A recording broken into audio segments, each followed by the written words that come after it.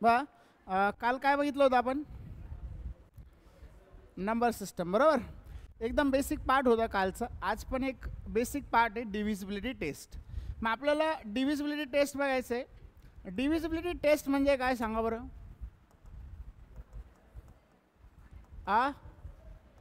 विभाज्यतेच्या कसोटी, बरोबर. आता होतं काय माहिती आहे का, डिव्हिजिबिलिटी टेस्ट म्हणजे आपल्याला फक्त असं नाही करायचं आहे की डिव्हिजिबिलिटी टेस्ट बघायचं आहे, तर त्याचं ॲक्च्युअल ॲप्लिकेशन काय ते महत्त्वाचं असतं. ॲक्च्युअल ॲप्लिकेशन म्हणजे ॲक्च्युअल त्याचा वापर. फॉर एक्झाम्पल, समजा एखाद्या क्वेश्चनमध्ये आपल्याला सांगितलं राम आणि श्याम यांच्या वयाचा रेशो हा 5:9 असेल, ओके. आणि मग आपल्याला क्वेश्चनमध्ये सांगितलं जातं की आज प्रेझेंट वयाचा रेशो हा 5:9 आहे. 9 वर्षानंतर काय झालं, याचं वय 9 झालं आणि याचं वय 13 झालं. म्हटलं किती वर्षानंतर? 9 वर्षानंतर. आणि मग आपल्याला विचारलं की रामचं प्रेझेंट वय सांगा किंवा श्यामचं प्रेझेंट वय सांगा. मग आता ह्या केसमध्ये काय असते, प्रोसेस असते, याला सॉल्व करा, आन्सर भेटणार आहे, बरोबर. पण जर समजा तुम्हाला रामचं प्रेझेंट वय विचारलं, कोणाचं प्रेझेंट वय विचारलं? रामचं. आणि त्यासाठी जर ऑप्शन तुम्हाला असे असेल 12, 13, 14, 15, तर तुम्हाला ह्या केसमध्ये क्वेश्चनला पूर्ण सॉल्व करायची गरज आहे का? आहे का? नाही. तुम्ही डायरेक्ट आन्सर सांगू शकता की रामचं वय काय असेल. काय असेल मग सांगा बरं? काय असेल? 14. मग तर गोळी मारली तुम्ही हवेत. तर रामचं वय ह्या केसमध्ये किती असणार आहे? 15 असणार आहे. किती असणार आहे? 15. मग तुम्हाला जर विचारलं श्यामचा वय सांगा, 25, 26, 27, 28, ऑप्शन आहे, ऑप्शन. आता 2 क्वेश्चन बनतात ना, तर आन्सर काय असेल? 27, बरोबर. कशामुळं? तर हे म्हणजे काय, ॲक्च्युअल डिव्हिजिबिलिटी टेस्टचा वापर करणं. म्हणजे जर एखादा रेशो असा असेल 5:9, आता हे प्रेझेंटेज ऑफ राम आणि प्रेझेंटेज ऑफ श्याम म्हटलेलं आहे, तर रामचं वय हे डेफिनेटली 5च्या पाड्यातच असायला पाहिजे. कशाच्या पाड्यात असायला पाहिजे? मग सॉल्व करायची गरज आहे का तुम्हाला? नाही. मग इथं काय होणार आहे, श्यामचा वय 9च्या पाड्यात पाहिजे. मग 9च्या पाड्यात काहीच नाही ना, एकच आहे. आता याचा ड्रॉबॅक फक्त एकच आहे, जर 9च्या पाड्यात सगळंच असतं तर मग मात्र आपल्याला डिव्हिजिबिलिटी टेस्टचा म्हणजे आन्सर पाड्यात शोधता आला असतं का? नाही. पण मोस्ट ऑफ द केसेसमध्ये काय होतं, ऑप्शन एकच राहतं, पण आपल्या ते लक्षात येत नाही. मग आपण कोणतं तरी शॉर्टकट वापरणार, क्रॉस मल्टिप्लाय करणार, कुठंतरी काहीतरी करणार, मग आपल्याला इथं कोणाच तरी व्हॅल्यू भेटलेली असती, मग कॅल्क्युलेट करणार, मग आपल्याला कळणार की आन्सर 15 आहे. पण एवढं कॅल्क्युलेट करायची अजिबात गरज नाही. मग ॲक्च्युली आपण डिव्हिजिबिलिटी टेस्ट शिकलेलो आहे. 2 ने कशाला भाग जातो कधीतरी शिकला असताल तुम्ही. 3 ने कशाला भाग जातो कसं ओळखायचं, हा एक आता स्ट्रेट फॉरवर्ड फॉर्म्युले झाले. पण त्याचं ॲक्च्युअल जे ॲप्लिकेशन म्हणतो आपण, ज्याचा वापर म्हणतो, तो वापर कसा आहे? ह्या पद्धतीने. म्हणजे थोडक्यात आपल्या भाषेत सांगायचं झालं म्हणजे डिव्हिजिबिलिटी टेस्टचा वापर करणे म्हणजे आन्सर जे आहे ते पाड्यात शोधणे. कशामध्ये शोधणे? पाड्यामध्ये. मग आता ही काही एक गोष्ट नाही, सगळ्या टॉपिकमध्ये याचा वापर होतो. समजा तुम्हाला सांगितलं की एका व्यक्तीने 40,000 रुपये व्याजाने दिले. आता 40,000 रुपये व्याजाने दिले त्याने 3 वर्षासाठी सिंपल इंटरेस्टने, पण त्याचा रेट ऑफ इंटरेस्ट होता 17%, रेट ऑफ इंटरेस्ट होता 13%, रेट ऑफ इंटरेस्ट होता 9%, रेट ऑफ इंटरेस्ट होता 11%. तर ह्या केसमध्ये येणारं जे आन्सर आहे ते डेफिनेटली एक तर 17च्या पाड्यात राहील, 13च्या पाड्यात राहील, 9च्या पाड्यात राहील, 11च्या पाड्यात राहील. म्हणजे तिथे तुम्हाला कॅल्क्युलेट करायची गरज आहे का? नाही. डायरेक्ट तुम्ही सॉल्व करू शकता. म्हणजे जास्त डोकं लावायची गरजच नाही, फॉर्म्युल्यात टाकायची गरज नाही, काय नाही, काय नाही. मग आपल्याला सांगितलं एक गाडी 64 km/hच्या स्पीडने 12 तास प्रवास करते. म्हणजे डेफिनेटली ती 4च्या बी पाड्यात असायला पाहिजे, 3च्या बी पाड्यात असायला पाहिजे. 3 हा याच्यातून प्राईम नंबर घेतला. आता इथून मला प्राईम नंबर भेटलाच नाही किंवा कुठली संख्या भेटली नाही, म्हणून मी इथले काय घेतले 4. म्हणजे येणारा आन्सर 4 आणि 3च्या पाड्यात असेल. मग आता 4ची डिव्हिजिबिलिटी टेस्ट काय याच्यासाठी तुम्हाला ते माहिती लागेल.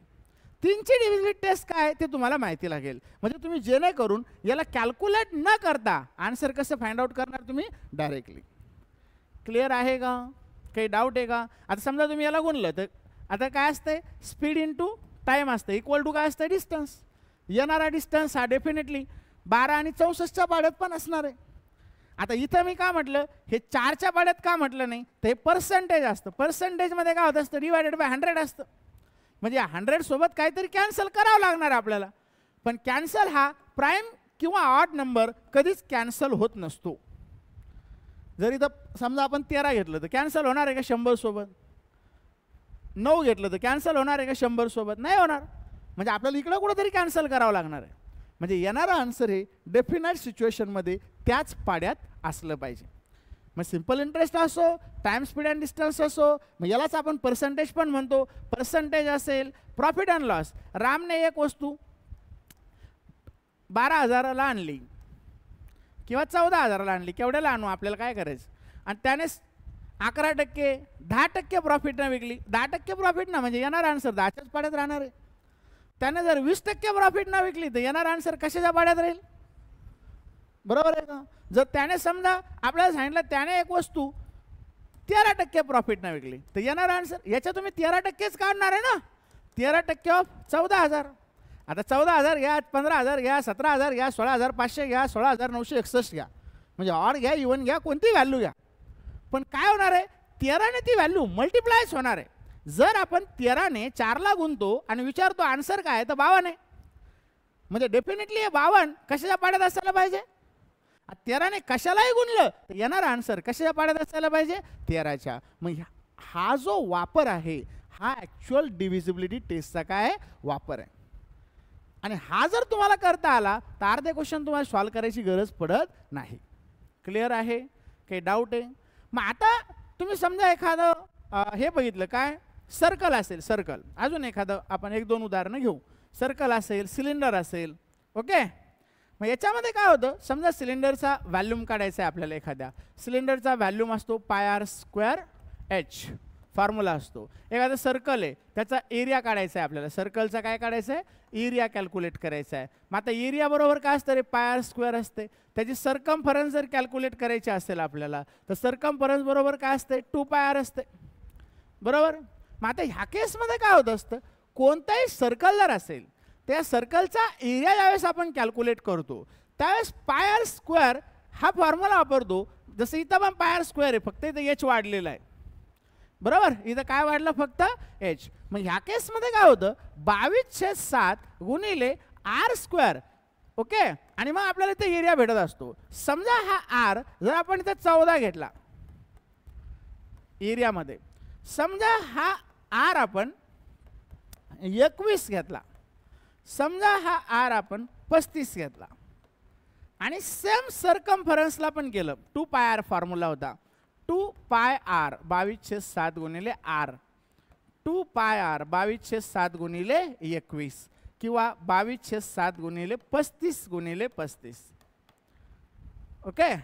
आता हे आपण नंतर तर बघणारच आहे. आता सध्या बघा, आता याच्यात काय होतं आहे, 7 दुनी 14 होतं, इथं होतं 7 त्रिक 21, इथं होतं 7 × 35, इथं होईल 7 × 35, इथं होईल 7 त्रिक 21, 7 दुनी 14. बरोबर. आता जर समजा तुम्ही बघितलं एरिया, तर हा एरिया इकडे बघा, हा एरिया आहे, एरिया 1 आहे, हा एरिया 2 असणार आहे, हा एरिया 3 असणार आहे.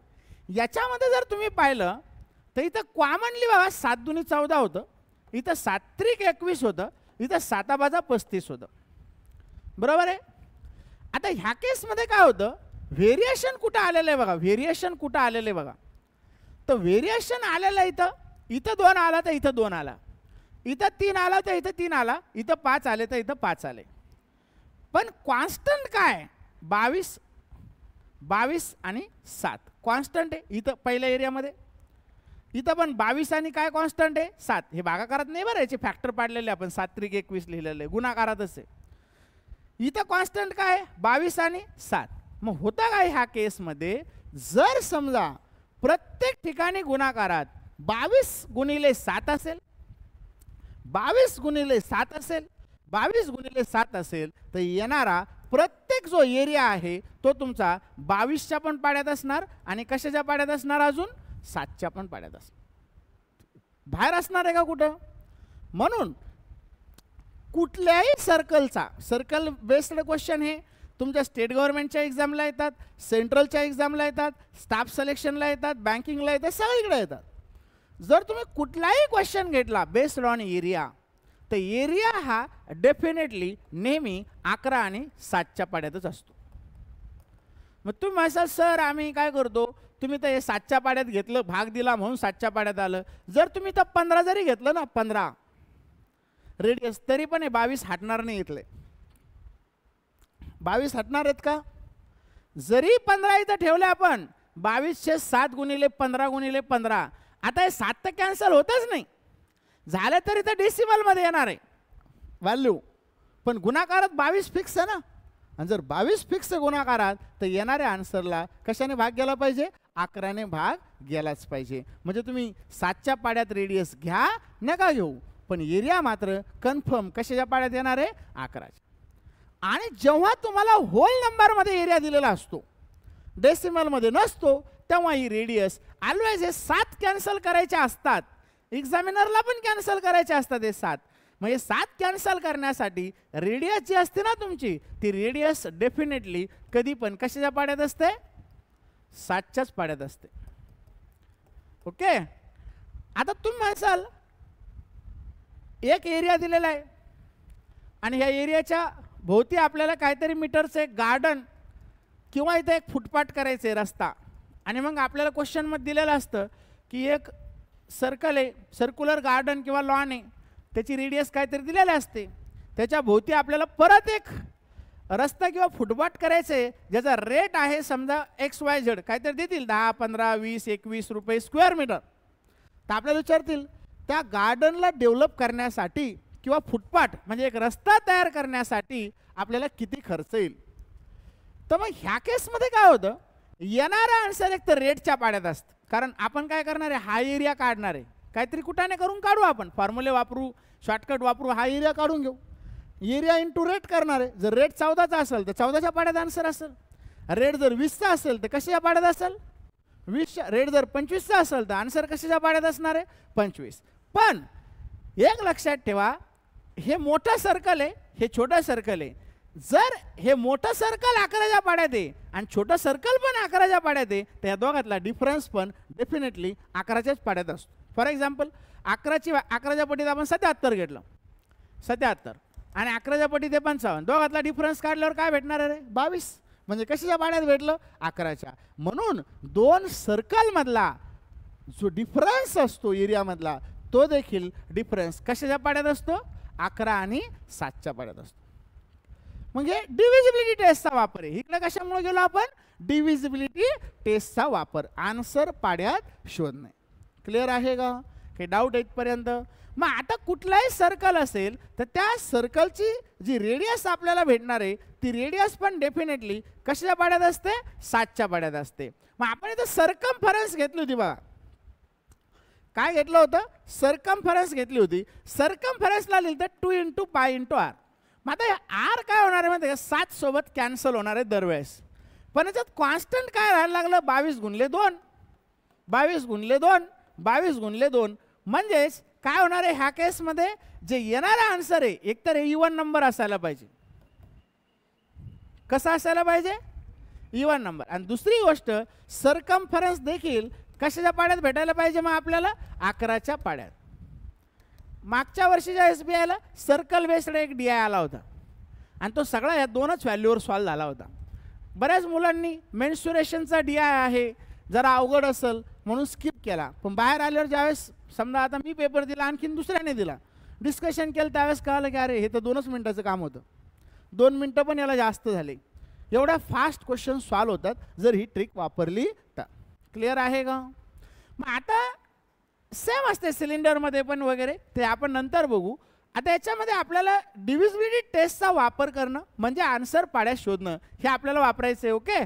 त्यानंतर डिव्हिजिबिलिटी टेस्ट सुद्धा माहिती पाहिजे तुम्हाला. त्यासाठी सांगा मग 2ची डिव्हिजिबिलिटी टेस्ट काय?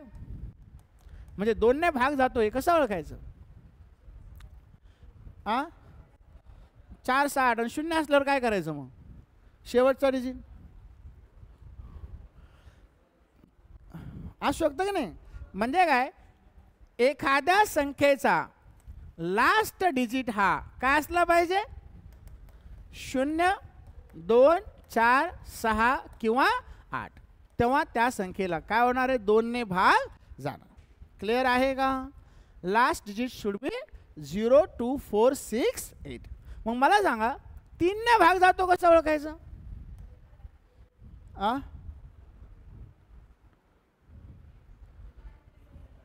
3च्या पाड्यातल्या संख्या, 2चं होतं 2च्या पाड्यात, 3चं होतं 3चं, 4चं होतं 4च्या पाड्यात. चालू द्या.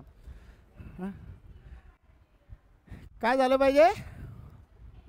संख्यांची बेरीज, अंकांची बेरीज. काय म्हणू आपण त्याला? अंकांची बेरीज. म्हणजे एखाद्या संख्येच्या अंकांची बेरीज. बरोबर? जर ती बेरीज 3च्या पाड्यात असेल किंवा त्या बेरजेला जर 3 ने भाग गेला तर काय होत असतं? त्या संख्येला 3 ने भाग जात असतो. म्हणजे आपण काय म्हणू? इफ द सम ऑफ, वाटल्यास लिहून घ्या, sum of the digit of number, sum of digit of number divisible by 3, then the whole number also divisible by 3.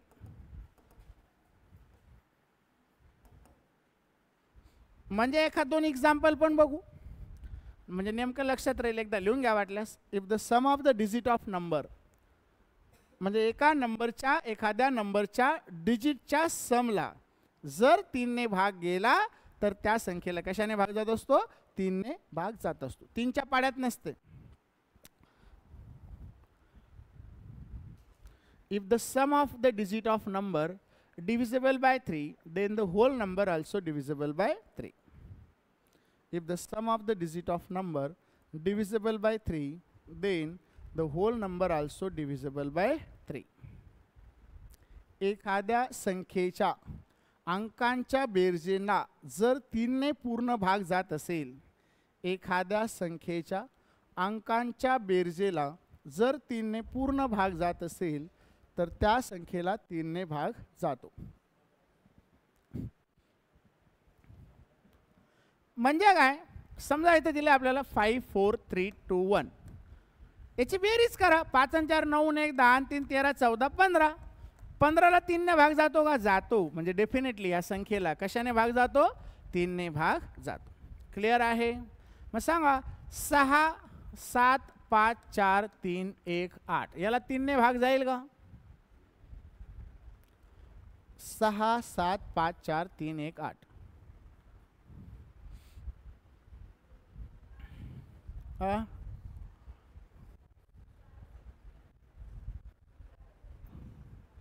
जातो. जातो का नाही जात?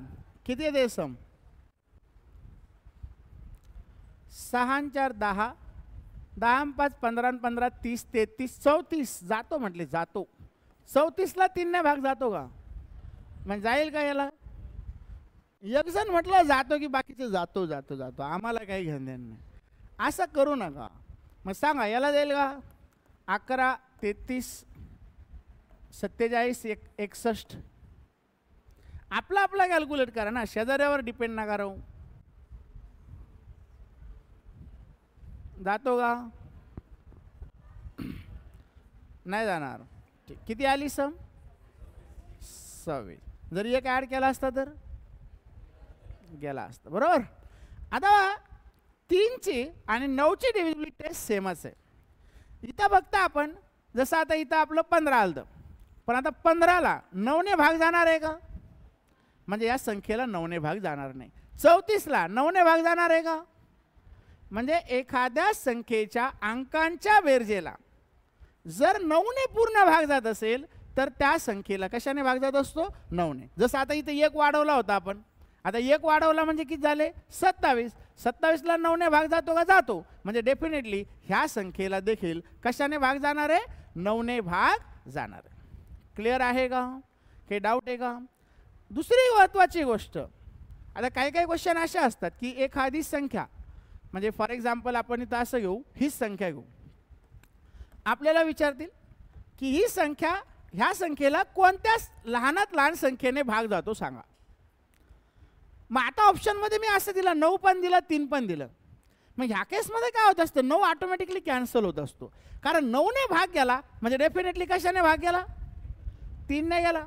मग लहानातला 9 होऊ शकतो का ह्या केसमध्ये, नाही होणार. म्हणजे 9 हा ऑप्शन ऑटोमॅटिकली कटणार आहे. म्हणजे आपला आन्सर काय असणार आहे, 3 असणार आहे. म्हणजे ज्या संख्येला 9ने भाग जातो डेफिनेटली त्या संख्येला 3ने भाग जाणार आहे.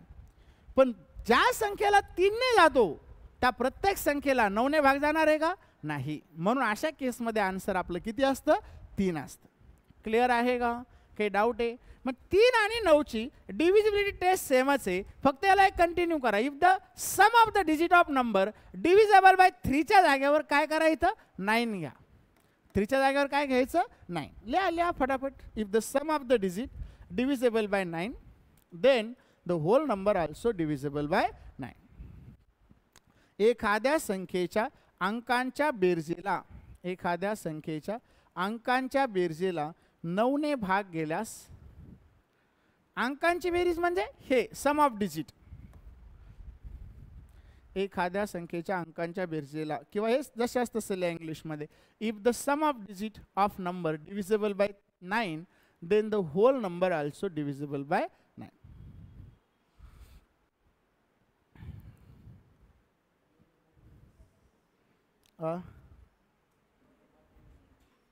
एखाद्या संख्येच्या अंकांच्या बेरजेला 9ने भाग गेल्यास, पूर्ण भाग गेल्यास त्या पूर्ण संख्येला 9ने भाग जातो, त्या पूर्ण संख्येला 9ने भाग जातो.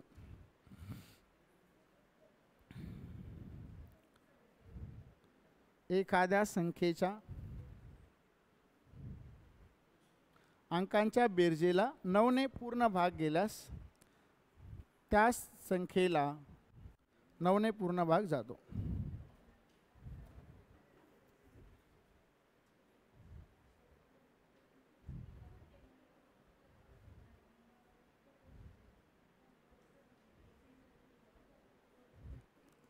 झालं बा, जरा याला हटवतो थोडंसं. मग 4ची डिव्हिजिबिलिटी टेस्ट काय सांगा बरं. आ 4ची डिव्हिजिबिलिटी टेस्ट काय आहे, याचा वापर खूप होतो बरं का. एव्हा बेसिक कळल्याशिवाय पुढे काही कळत नाही. याचा वापर खूप ठिकाणी होतो.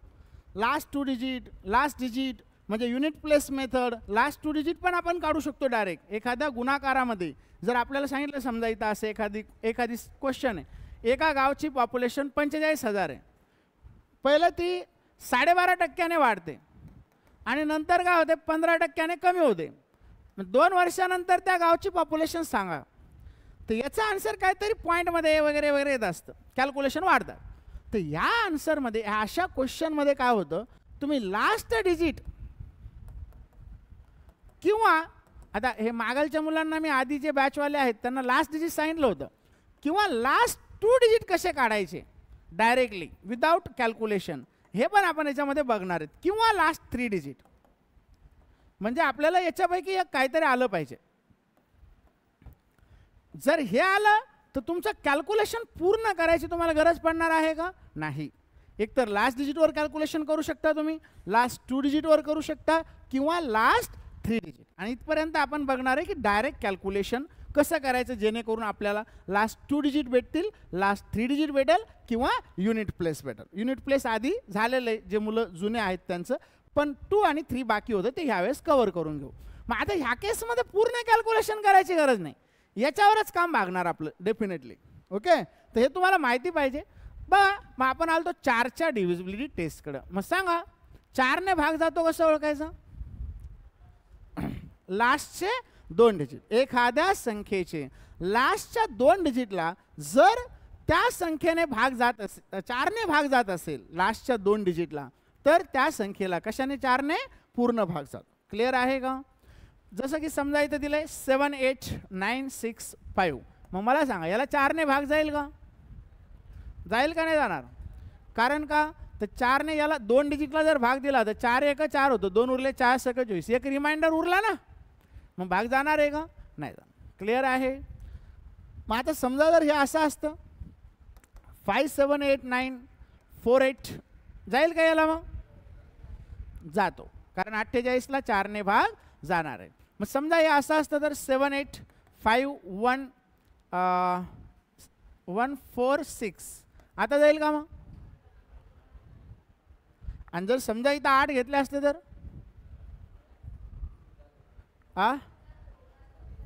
कोणी म्हणते जातं, कोणी म्हणते नाही. जाईल का नाही जाणार? परफेक्ट. 4 1 4, 2 उरले, 4 7 जाईल ना मग, बरोबर आहे का? मग याचं लिहून घ्या.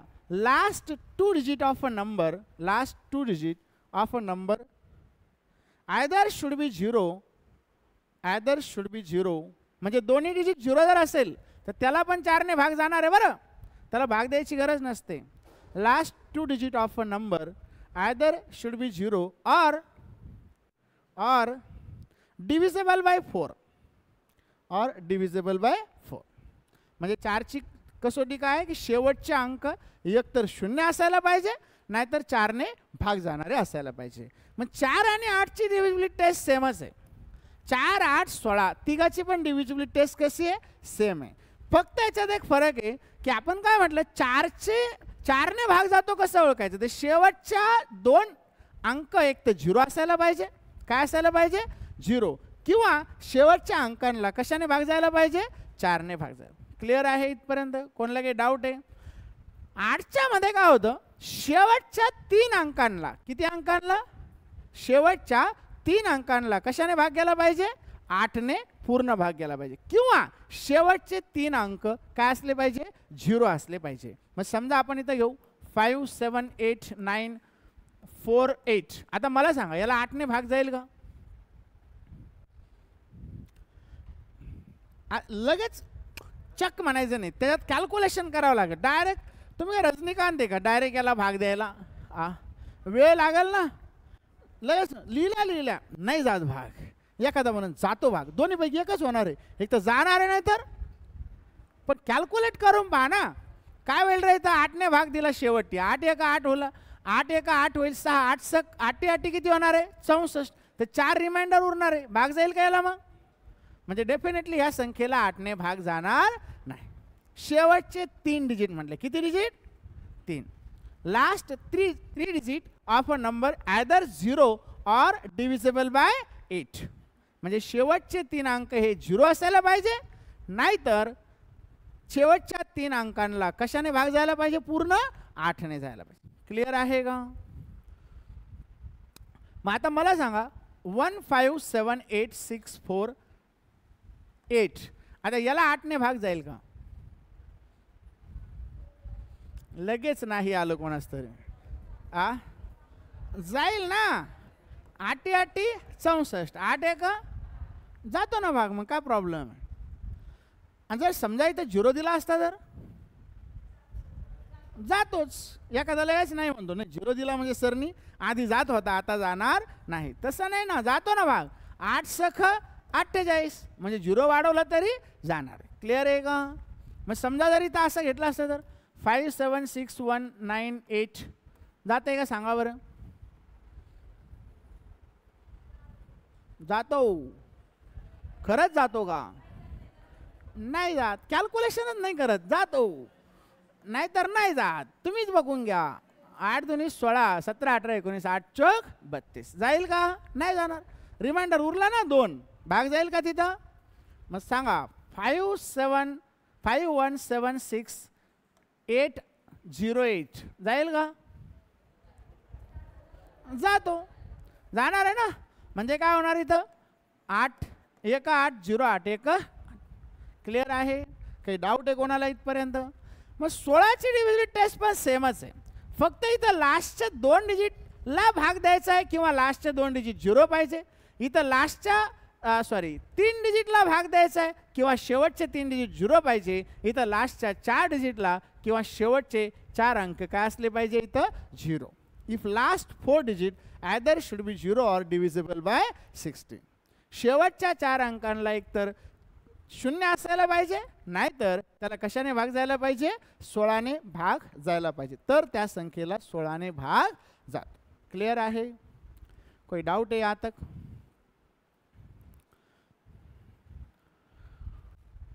आता 5ची डिव्हिजिबिलिटी टेस्ट तर सगळ्यांनाच माहिती आहे. लास्ट डिजिट आयदर काय असायला पाहिजे?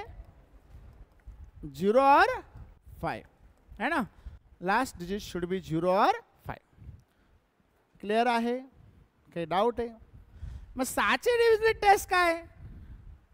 जर 3 आणि 6ची डिव्हिजिबिलिटी टेस्ट 3 आणि 2ची एखाद्या ठिकाणी 3 आणि 2ची डिव्हिजिबिलिटी टेस्ट जर फॉलो होत असेल, लागू होत असेल, तर त्या केसमध्ये त्या संख्येला कशाने भाग जात असतो, 6ने पूर्ण भाग जातो. 3 आणि 2 म्हणजे 3ची डिव्हिजिबिलिटी टेस्ट काय, मला सांगा. 51783 ह्या संख्येला 6ने भाग जाईल का. 5चं तर काही घ्यायची गरज नाही ना. 6 ह्या संख्येला 6ने भाग जाईल का. जाता है, जातोय, नाही. सरकार बहुमतात आहे का, कसं आहे. जातो. नाही म्हणणारे किती आहे, नाही म्हणणारेच कमी आहे. अरे मला सांगा, मी काय म्हटलं, 6ने भाग केव्हा जातो. हे बघा, तुम्हाला इथं अप्लाय करत बसायची गरज नाही. काय म्हटलं, 6ने भाग तेव्हा जातो जेव्हा, गप्पा नंतर करा, जेव्हा 2 आणि 3ने भाग जातो.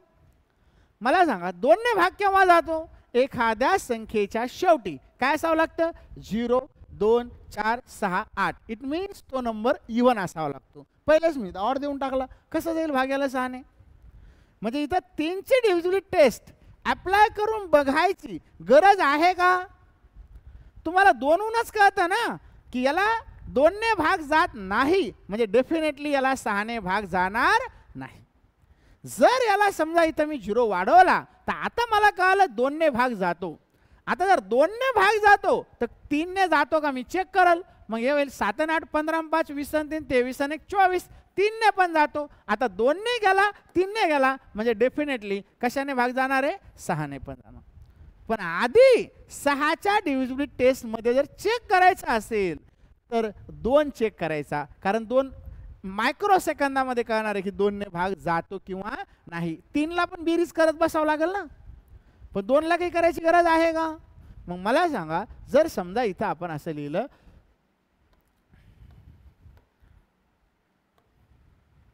याला भाग जाईल का, याला भाग जाईल का 6ने. कॅल्क्युलेट करून सांगा. उगाच नाही, शेजारचा म्हटला नाही तर आपण त्याच्यापेक्षा मोठ्याने म्हणायचं नाही. शेजारचा हाव म्हटलं तर आपण त्याच्यापेक्षा मोठ्याने हाव म्हणायचं सोडून द्या. जाईल का नाही जाणार, जाईल. कारण इथे शेवटी 0 आहे, म्हणजे 2ने भाग जाणार आहे. आणि 7 आणि 3 10 आणि 6 16 4 20 आणि 1 21 होणार आहे. 21 होणार आहे म्हणजे 3ने पण भाग जाणार आहे. 3ने भाग गेला म्हणजे डेफिनेटली कशाने जाणार आहे, 6ने. क्लिअर आहे का, काही डाऊट आहे. मग बघा, 1 झालं, 2 झालं, 3 झालं, 4 5 झाले, 6 झाले, 7चे आपण नंतर बघू, 8 झाले, 9 झाले, बरोबर. 10ची सगळ्यांना माहिती आहे. 7 11 आणि 13, 7 11 आणि 13 याची कॉमन डिव्हिजिबिलिटी टेस्ट आहे बघा.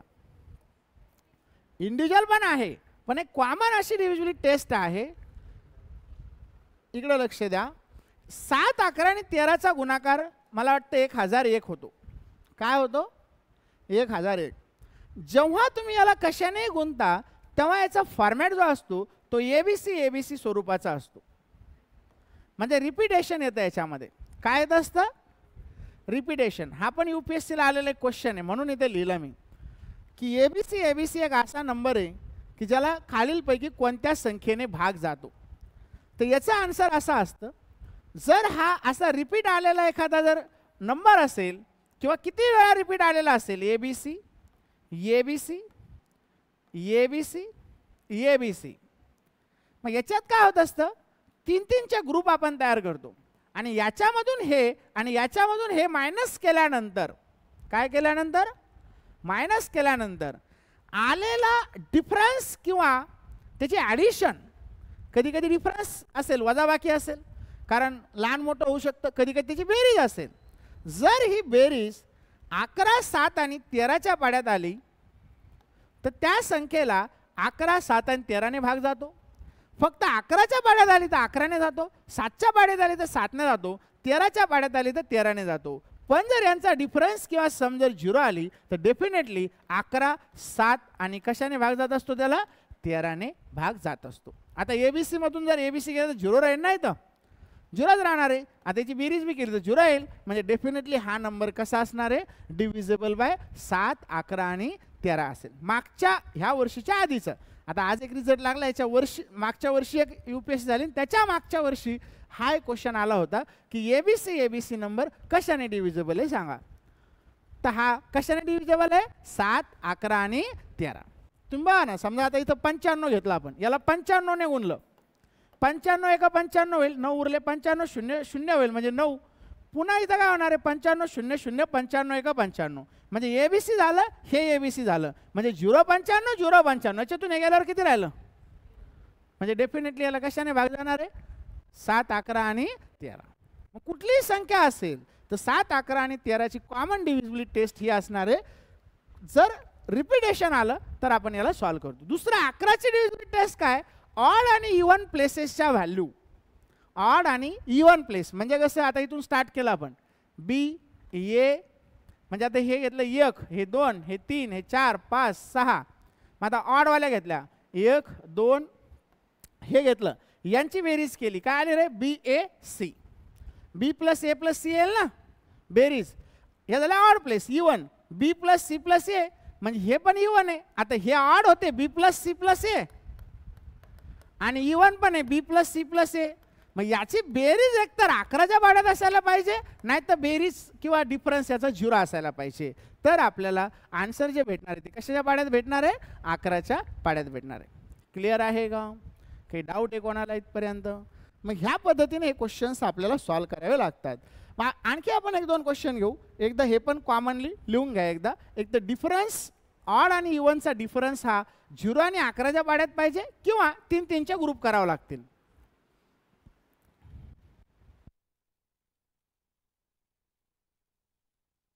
करावं लागेल आपल्याला 3-3च्या ग्रुपमध्ये. आपण आणखीन काही एक्झाम्पल बघू.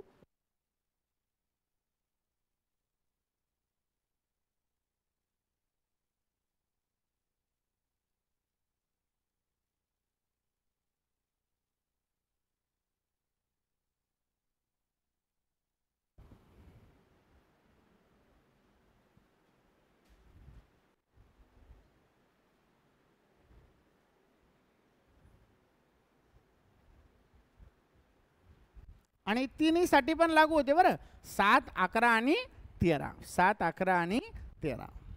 ओके.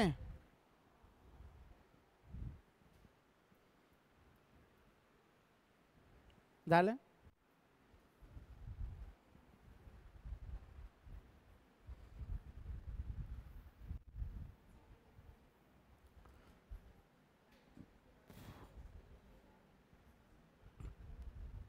आता बघा 11, 7 आणि 13 ला मी काय केलं, 569 ने गुणलं, तर याचा आन्सर आला बघा 569, 569. मग आता जर 3-3चे ग्रुप केले तर याच्यातून हे गेल्यावर काय राहणार आहे खाली, म्हणजे डेफिनेटली त्याला कशाने भाग जाणार आहे, 7, 11, 13. आता आणखीन थोडी संख्या मोठी घेतो.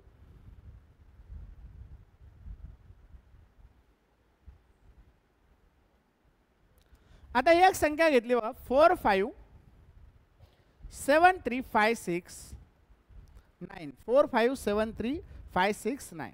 मग आता इथं काय 3-3चे ग्रुप बनवले, इकडे बघा 3-3चे. आता इथं पहिला ग्रुप बनला, दुसरा बनला का नाही, तर इथं 0 वाढवा, काही फरक पडणार नाही. दुसरा बनला नाही, काय वाढवा याच्यावरती, 0 वाढवाय. 0 मला सांगा, इथं 14 लिहिलं आणि 0, 0, 14 लिहिलं, काही फरक पडणार आहे का.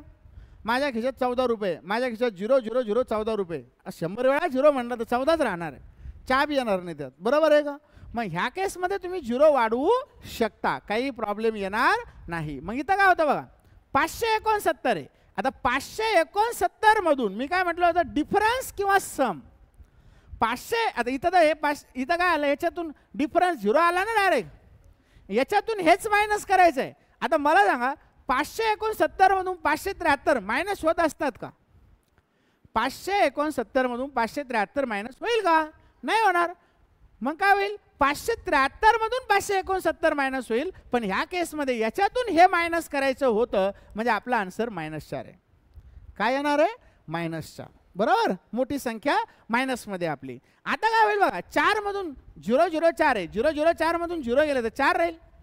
आता हे प्लस आहे मायनस आहे, जर दोघाची बेरीज केली तर काय भेटेल आपल्याला? 0. म्हणजे डेफिनेटली याला कशाने भाग जाणार आहे? 7, 11 आणि 13. क्लिअर आहे का? कोई डाउट आहे किसी को यहाँ तक? मग एकदा लिहून घ्या 2 एक्झाम्पल फास्टमध्ये.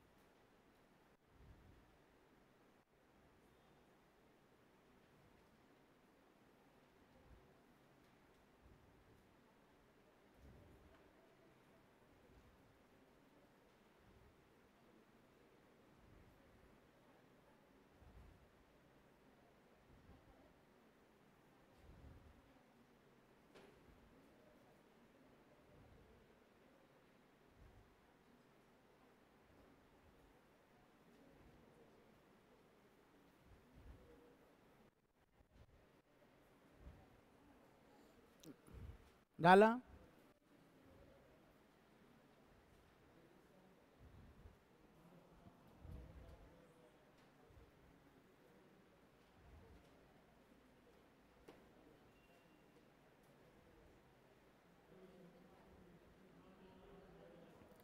बघा, मग याच्यावर असे पण तुम्हाला क्वेश्चन विचारले जाऊ शकतात.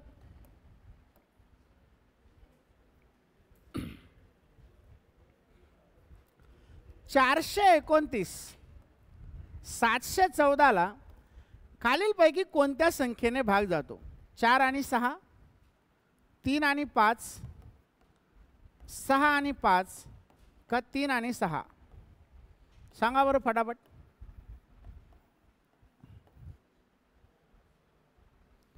हा पण CGL ला आलेला क्वेश्चन आहे, CGL प्री 2024 ला.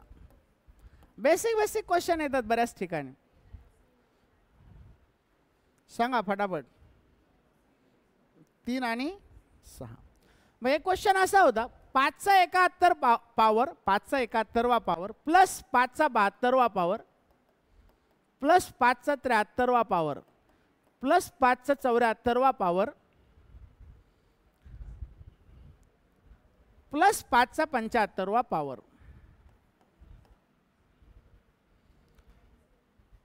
आता ह्या संख्येला खालीलपैकी कोणत्या संख्येने भाग जातो?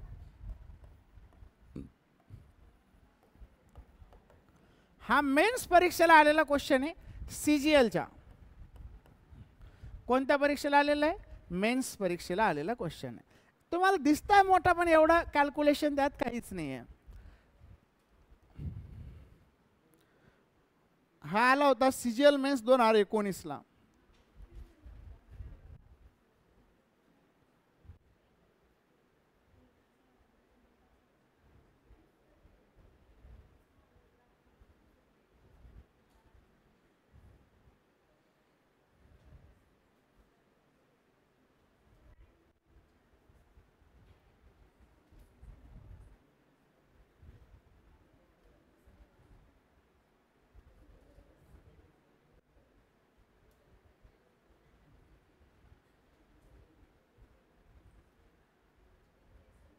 करा, सॉल्व करा फटाफट. पुन्हा एक होता, 7चा 15वा पॉवर प्लस 7चा 16वा पॉवर प्लस 7चा 17वा पॉवर ला कशाने भाग जातो? 3, 5, 4, 4. 4 4 2 ऑप्शन आले, म्हणजे हे तर डेफिनेटली नसेल. हा तर CGL 24 प्रीला होता, म्हणजे मागच्याच वर्षी होता, मागच्या वर्षी.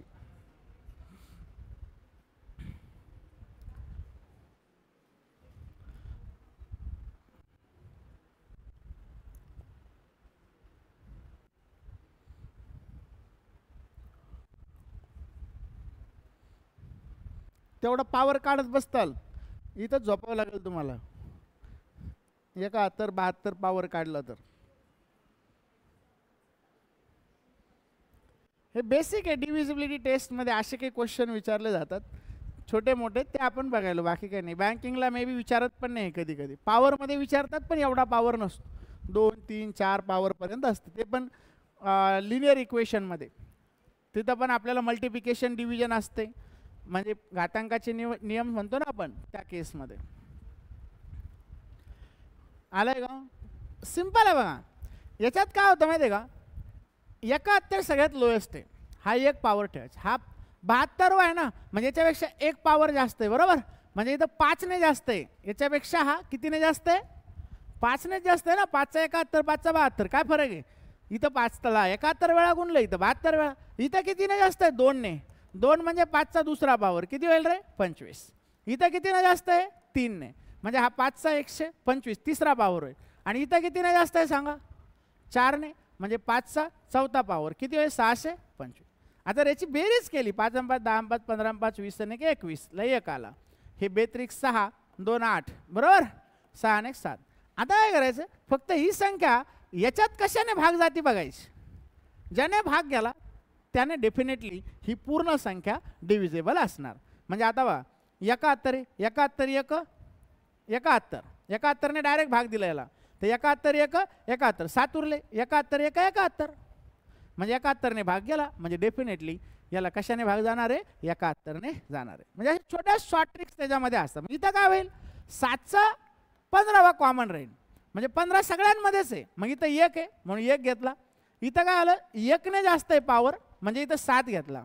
इथं कितीने जास्त आहे, 2 ने, म्हणजे 49 घेतला, म्हणजे इथं आलं 57. आता मला सांगा 57ला कशाने भाग जातो, 4 ने जात नाही, 4 ने जात नाही, 5 ने जात नाही, म्हणजे डेफिनेटली कशाने जातो, 3 ने जातो. म्हणजे ह्या पूर्ण संख्येला कशाने भाग जाणार आहे, 3 ने जाणार. क्लिअर आहे का, काही डाऊट आहे कोणाला. मग जर असं जर दिलं असतं तुम्हाला, हे किती आलं याचा आन्सर. आता इथं बघा शेवटी 5 आहे, 5 तर येणारच नाही ना. आता 4 ने याला भाग जात नाही का, जातो, नाही जात, म्हणजे हेच आन्सर असायला पाहिजे. सॉल्व करायची गरज आहे का त्याला, ऑप्शन इलिमिनेट होणार आहे डायरेक्ट. मग लास्ट क्वेश्चन बघू आणि स्टॉप करू. 6चा 61वा पॉवर आहे, प्लस 6चा 62 आहे, प्लस 6चा 63वा पॉवर आहे, प्लस 6चा 64वा पॉवर आहे. तर हा कशाने याला भाग जाईल सांगा, 7 13 10 आणि 11. That's it. नंतर आपण उद्या बघू बाकीचे क्वेश्चन्स, ठीक आहे. आणि रेग्युलर या, पळून जाऊ नका.